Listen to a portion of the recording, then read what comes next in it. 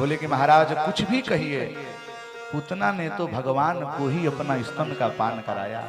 एक तरफ से देखें तो वह पूतना माँ का ही तो रूप हो गई। भगवान कहते हैं कि इसको कहां गति दूं। भगवान ने उस पूतना को वह गति दी जो अपनी माँ को गति देने वाले थे। अहो बकियं सनकालकूटं जिघासयापाय यदा पिशाची साध्वी लेभे गतिं धातृचितां ततोऽन्यं कं वा दयालुं शरणं व्रजेम। ऐसी भगवान की दयालुता और किसको होगी महाराज। जो पूतनाएं आई हैं भगवान को विष पान करके मारने के लिए, आज वह पूतना को वह गति दे दी जो अपने माँ को गति देने वाली थी। सब लोगों का ध्यान है कि ये जो आई हैं कितने रुपए की साड़ी पहन करके आई हैं। कहीं 1000 रुपए की तो साड़ी नहीं पहनी है।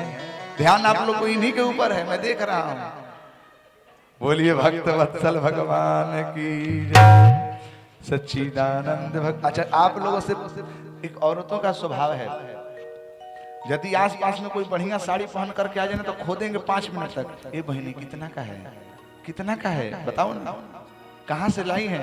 यही प्रश्न मैं आपसे पूछता हूँ कि ठाकुर जी कल कौन से वस्त्र पहने थे, कोई बताएगा? हाँ जी बरजे जी। अरे हम बोलिए भक्त वत्सल भगवान की जय, सच्चिदानंद भगवान की। ये ध्यान होना चाहिए हमारे ठाकुर जी। आज तो ठाकुर नंगम नंगा, सूरदास जी कहते हैं आज तो मेरे गिरधर गोपाल नंगम नंगा है। सूरदास जी का एक ऐसा स्वभाव था कि जब श्रीनाथ जी के मंदिर में जाते थे पद गान करने के लिए, तो जिस पद को गाते थे उसी पद में भगवान का वह आकृति, भगवान का वह श्रृंगार दर्शन होता था। नीलांबरधारी पीतांबरधारी श्वेतांबरधारी प्रभु जी। तो जितने वहां के गोसाई थे वे लोग सोचते थे कि ये अंधा होकर के ठाकुर जी के पोशाक को कैसे देखता है। उनको लगा कि हो सकता है कि ठाकुर जी वही वस्त्र पहनते होंगे, या तुक्का बाजी में ये बता देते होंगे कि आज श्वेत पहने होंगे, या ये वही बताते होंगे जो हम लोग पहना देते हैं, या आखिर बताते कहां से हैं। आज इनकी परीक्षा ली जाए तो सूरदास जी की परीक्षा मालूम है कैसे गोसाइयों जी ने लिया। आज ठाकुर जी को तो केवल नंगा ही छोड़ दिया, केवल मोती का कौपिन आदि पहना करके, मोती माला पहना करके, वस्त्र पहनाया ही नहीं, निर्वस्त्र ही ठाकुर जी को बैठा दिया। छोड़ दीजिए, नहीं ऐसे ही छोड़ दीजिए, कोई बात नहीं। हाँ, भोग लगाते समय हम रखेंगे। बोलिए भक्त वत्सल भगवान की जय, बोलिए भक्त वत्सल भगवान की जय। आज ठाकुर जी के दरबार में सूरदास जी पहुंचे हुए हैं महाराज। सब गोसाई एक नजर से देख रहे हैं कि आज देखते हैं कि पद में क्या गान कर रहे हैं सूरदास जी, क्योंकि उन्होंने मोतियों का माला पहना करके छोड़ दिया है, वस्त्र नहीं पहनाया है। लेकिन आज तो सूरदास जी कहते हैं आज तो ठाकुर नंगा, मोती माल तन पर विराजे, नयनन में श्याम छवि लाजे। आज तो ठाकुर नंगम नंगा, आज तो ठाकुर नंगम गोविंदा, ठाकुर नंगम नंगा, आज तो ठाकुर नंगम नंगा। भगवान की जब सेवा करेंगे तो महाराज भगवान आपके हृदय में वह भाव देते चले जाएंगे। तुलसीदास जी कोई पढ़े लिखे ज्यादा विद्वान थोड़ी थे, पढ़े तो थे, विद्वान तो थे, लेकिन वो सामर्थ्य थोड़ी थी कि लिख देंगे रामचरितमानस। रामचरितमानस तो महाराज भगवान उनके हृदय में प्रकट होकर के लिखे, क्योंकि स्वामी गोस्वामी तुलसीदास जी स्वयं कहते हैं कि स्वांतः सुखाय तुलसी रघुनाथ गाता, नाना पुराण निगमागम सम्मतम ये रामायणे क्वचिदपि। मैंने रामायण और नाना पुराण से मैं लिया हूं, लेकिन क्यों? स्वांतः सुखाय तुलसी रघुनाथ गाथा, भाषा निबद्ध मति मंजुल मानतोसी। भगवान हमारे हृदय में प्रकट होकर के महाराज ये सब गायन, ये मैं यहाँ नहीं बोलता। एक और मैं अपना राज बता दूं, ऐसा राज बताना नहीं चाहिए। मैं बहुत बड़ा विद्वान नहीं हूँ, बहुत ज्यादा पढ़ा लिखा नहीं, एक मूर्ख व्यक्ति हूँ, लेकिन मूकम करोति वाचालम पंगुम लंघयते गिरि। आज भले ही आप लोगों के समक्ष बैठ करके मैं 3 घंटा ठाकुर की कृपा से कथा सुना रहा हूँ। आप लोगों को भी लग रहा होगा कि पांडे जी को कितना श्लोक याद होगा, चाहे कैसे सुना रहे हैं, लेकिन अपनी एक सख्त राज बताऊं तो महाराज यही एक दिन था जब 15 अगस्त और 26 जनवरी को जो हमारे प्रधानाचार्य गुरु जी देते थे कि पांडे वो करना, भाषण देना है तुझे। 26 जनवरी 15 अगस्त पर भाषण दिया जाता है ना भाई साहब, एक चैप्टर हमें मिलता था, एक पन्ना याद करने के लिए, संबोधन तक भी नहीं हम बोल पाते, थर थर थर थर कांपता रहता था शरीर, बोली नहीं निकलती, जबकि अपने बच्चों के मध्य में ही बोलना था।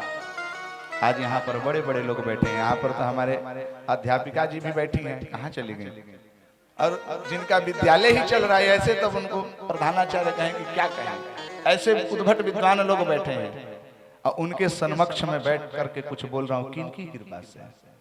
सब गुरुदेव की कृपा से, सब भगवान की कृपा से।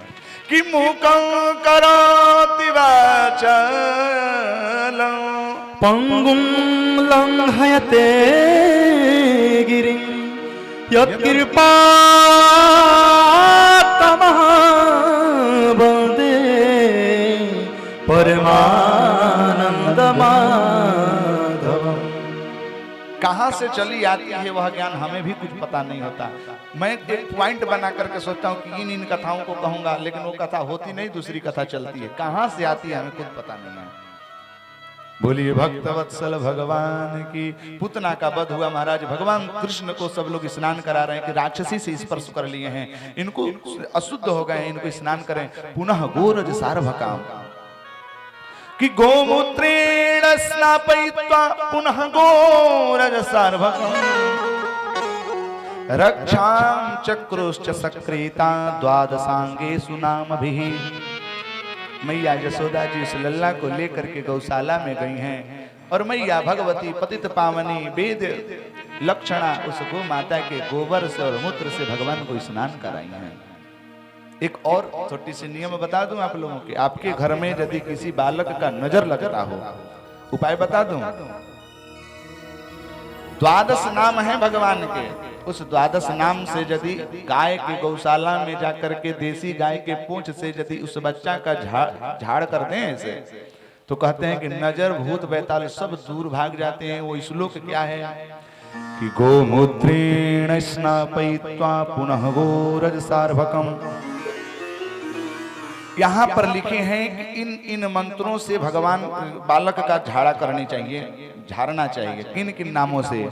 तर इंद्रियाणि हृषिकेशः प्राणा नारायणोऽवतु श्वेतद्वीपपतिश्चित्तं मनो योगेश्वरोऽवतु वृष्णिगर्भस्तु ते बुद्धिमात्मानं भगवान् परः क्रीडन्तं पातु गोविन्दः शयानं पातु माधवः वज्रन्तमप्यात वैकुण्ठयासीनं त्वां श्रियः पतिः भुञ्जानं यज्ञभुक् पातु सर्वग्रह भयङ्करः डाकिन्यो यातु धान्यश्च कुष्माण्डायुर्भकाग्रः भूतप्रेतपिशाचाश्च यक्षरक्षो विनायकाः कोटरा रेवती ज्येष्ठा पूतना मातृकादयः उन्मादाये ह्यपस्मारा देह प्राणेन्द्रियद्रुह स्वप्नदृष्टा महोत्पाता वृद्धबालग्रहाश्च ये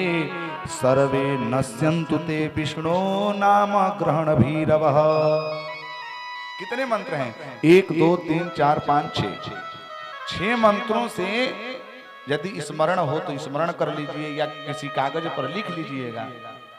बालक को नजर लगी है, दुबला हो जा रहा है, खाने में मन नहीं लग रहा है, रुदन करता है, कहीं नहीं जाना है, माँ भगवती के गौशाला में जाए, काली गाय मिल जाए, श्वेत गाय मिल जाए, देसी मिलनी चाहिए, उसके पहले प्रणाम करिए बढ़िया ढंग से, भगवती से प्रार्थना करें और इन 6 श्लोकों से उस बालक के समस्त अंगों पर वो कर दें, अभिमंत्रित करके कर दें। तो कहते हैं कि उसके बाद उसके जीवन में कभी नजर ही नहीं लगेगी।